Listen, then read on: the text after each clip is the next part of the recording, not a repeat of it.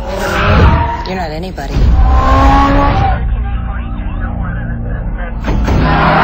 You're not good and you're not bad. You blend and you listen and you don't trust anyone. Once you go under, you're on your own. Any questions? Keep your eyes open. These guys play for keeps. You want to run with us? Prove I can trust you. I like your attitude. I want you to do a thing for me. All yours, dog.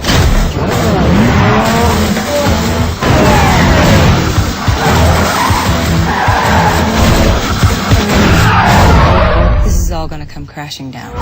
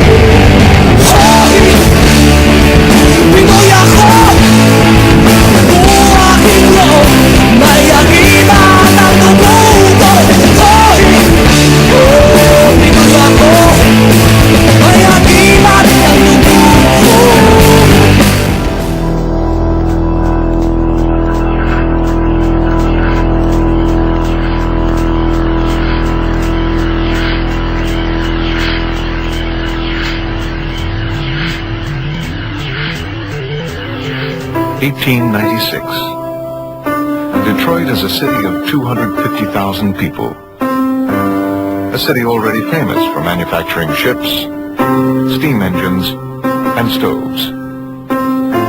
A city about to undergo extraordinary change. The reason for this change? The automobile. Detroit's first car was built by Charles King. He was one of the first to see the potential of the automobile. But soon, hundreds of companies sprang up, building cars and supplying parts. The leader of them all was Henry Ford. In 1903, the Ford Motor Company sold its first car, a two-cylinder Model A. Only 7 years later, in 1910, Ford opened his plant in Highland Park. 4 years after that, 1,000 cars a day rolled off his new assembly line. General Motors, the Dodge Brothers, Hudson, Packard, and many others experienced tremendous growth. And as the automobile industry grew, people poured into Detroit. Some came from the farms of Michigan and the Midwest. Many came from the South. And still more came from faraway places like Italy and Poland. They'd all heard that the auto industry offered good pay for hard work. And this new industry was tough, constantly changing and highly competitive. Many companies folded, others merged, but a few were huge successes. Detroit grew almost overnight. Skyscrapers, offices, theaters, and museums sprang up. New neighborhoods took shape alongside the streetcar lines. Jobs were plentiful and wages were good. People had money to buy cars, to move into new houses, and to enjoy the good life. By 1929, Detroit's population was 1.6 million, more than 5 times that of 1904. It was now America's 4th largest city. Almost 250,000 people worked in Detroit's auto industry. Ford Motor Company alone was producing 1.5 million cars a year. After 25 years of dramatic change, cars had made Detroit the undisputed motor city.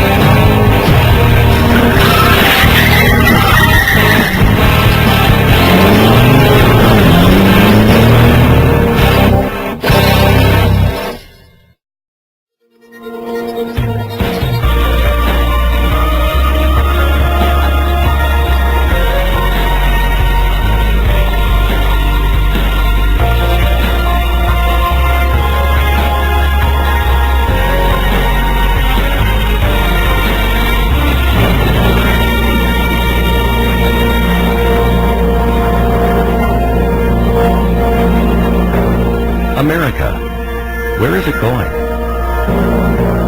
And how will it get there?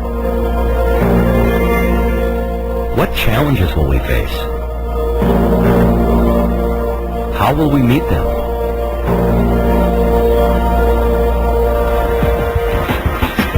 Over the past year, transportation leaders have worked with stakeholders and customers to develop a new vision for the 21st century.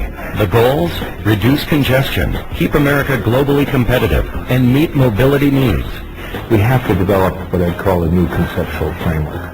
We have to, in fact, rethink the transportation issue from a much more fundamental basis. Instead of asking ourselves, where's the congestion problem? Where is there a safety problem? And those are real. We should ask ourselves, what kind of world do we want to live in?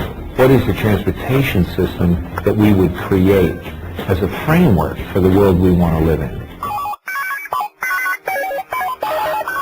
2056. The future is unknown. But many changes are already evident. Another 140 million people, almost double the number of vehicles. The emergence of mega regions housing most of the population growth and most economic expansion.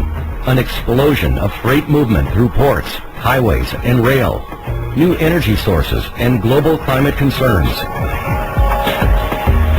The biggest challenge that we face is that I don't think we fully appreciate the extent to which the world is changing and how different the needs are going to be in 20 or 30, 40 years For that matter, perhaps we don't even appreciate the extent to which the needs will be different in 10 years.